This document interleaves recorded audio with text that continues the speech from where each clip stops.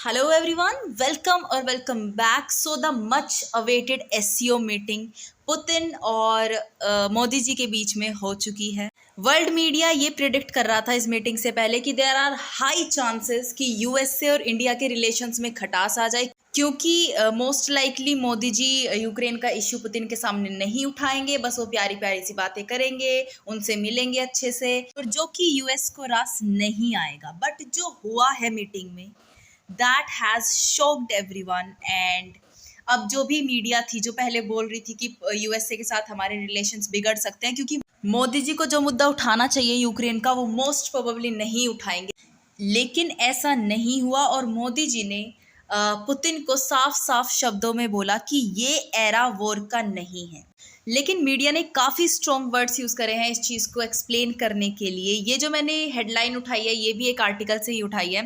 तो इसमें word use करा गया है चाइड्स, और बाकी एक आर्टिकल में मैंने पढ़ा था असेल वर्ड यूज़ करा था, जिसका चाइड का मतलब होता है स्कोल्ड करना, धमकाना किसी को, और असेल का मतलब होता है अटैक करना। वो अटैक फिजिकल भी हो सकता है, वर्बल भी हो सकता है। तो बेसिकली जो आर्टिकल्स छपे हैं वो कुछ ऐसा बोल रहे हैं कि मोदी जी ने वर्बली अटैक करा है पुतिन को, ये बोल के कि आपको ये वॉर ख़त्म कर देनी चाहिए and this is not an era of war. अब मैं एक चीज़ यहाँ पे क्लियर करना चाहूँगी, अभी तक जितनी भी मीटिंग्स हुई थी रशिया और इंडिया के बीच, आज तक कभी ऐसा नहीं हुआ कि मोदी जी ने पुतिन को हग ना करा हो। लेकिन इस एससीओ मीटिंग में मोदी जी ने पुतिन को हग नहीं करा, सिर्फ हैंडशेक करके ये दोनों मिले और फिर इन्होंने अपना डिस्कशन शुरू कर दिया।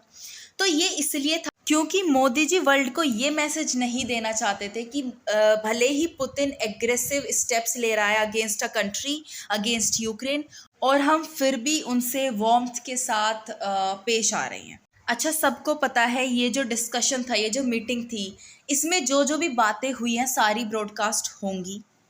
तो उसी के चलते ये बोला जा रहा है कि पब्लिकली पुतिन को असेल करा गया है। देखो, रशिया वेस्टर्न नेशन के साथ काफ़ी अभी कॉन्फ्रंटेशन में है, लेकिन रशिया हमेशा यही बोलता है कि हमारी जो मेजर एशियन पावर्स है जैसे कि इंडिया और चाइना, वो रशिया का साथ नहीं छोड़ेंगी। और उन्होंने ये भी एक्सपेक्ट नहीं करा था कि कोई भी यूक्रेन का इश्यू उठेगा इंडिया की तरफ से इस मीटिंग में।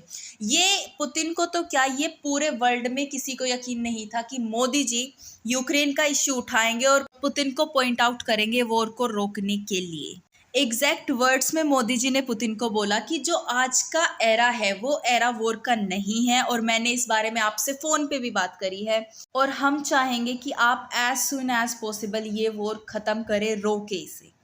मोदी जी ने जो रशिया और इंडिया की फ्रेंडशिप है जो डेकेड्स पुरानी है और अभी तक चलती आ रही है, उसके बारे में भी बोला कि हमारे जो रिलेशंस है वो बहुत पुराने हैं। जब इंडिया को रशिया की मदद की ज़रूरत पड़ी है तब रशिया ने हमेशा बढ़ चढ़कर साथ दिया है, और जब रशिया को ज़रूरत हुई है तो इंडिया ने बढ़ चढ़कर साथ दिया है। कभी भी कोई भी नेशन एक दूसरे के अगेंस्ट नहीं गया, और ये जो रिलेशंस है ये और ज़्यादा स्ट्रोंग हुए हैं रिसेंट ईयर्स में, और इसे पूरा वर्ल्ड जानता है। और मैं चाहूँगा कि हमारे रिलेशंस ऐसे ही रहें, इवन और ज़्यादा स्ट्रोंग हो इन द कमिंग ईयर्स। देखो, नो डाउट दोनों जो कंट्रीज़ हैं वो एक दूसरे के लिए खड़ी रहती हैं। दोनों कंट्रीज़ को जो रिलेशंस है वो हर किसी को पता है कि बहुत स्ट्रोंग हैं। ना ही रशिया इंडिया के अगेंस्ट जाता है, ना ही इंडिया रशिया के अगेंस्ट जाता है। तो इसी के चलते इस मीटिंग में कुछ ऐसा ना हो जो कि एक मजाक का कारण बन जाए और इंडिया और रशिया के रिलेशंस में कुछ खटास आए। दोनों ही लीडर्स ने काफ़ी बैलेंस्ड अप्रोच अपनाई है।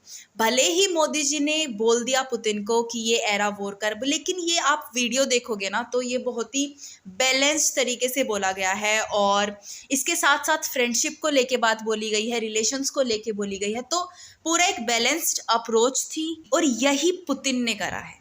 पुतिन ने भी ये चीज़ें सुन के ऐसा नहीं हुआ कि उनको गुस्सा आ गया या कुछ भी उन्होंने ऐसा बोला जिससे कि इंडिया और रशिया के रिलेशंस पे फ़र्क पड़े, या फिर वर्ल्ड वाइड ये मैसेज जाए कि इंडिया और रशिया ने बेसिकली एक दूसरे की इंसल्ट करी है। नहीं, पुतिन ने इसका जवाब देते हुए बोला कि मॉस्को चाहता है ये कॉन्फ्लिक्ट एंड करना।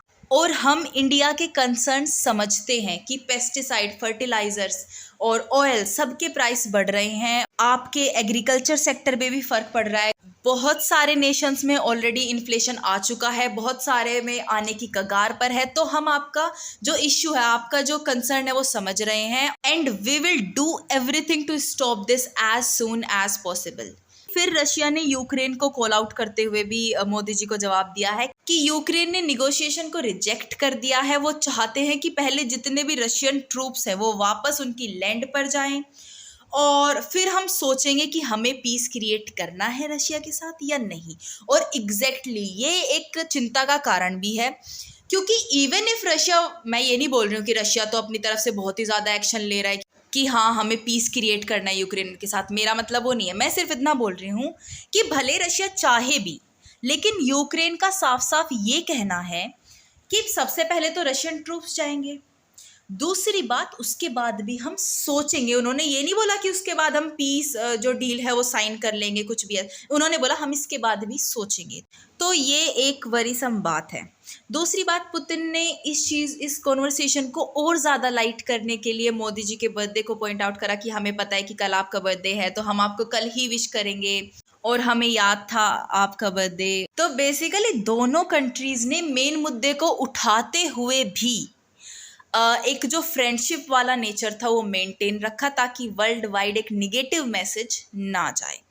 अगर मैं चाइना की बात करूं तो चाइना ने यूक्रेन का इश्यू ही नहीं उठाया है मीटिंग में।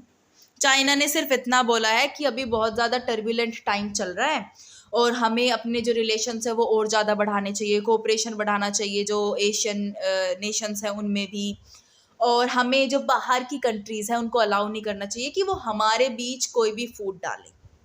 तो ये सब चाइना के कमेंट्स थे and this was all the news for you guys. I hope you loved it. If you did, please give it thumbs up and subscribe to my channel and I'll see you in the next video. Till then, stay happy, healthy and bye.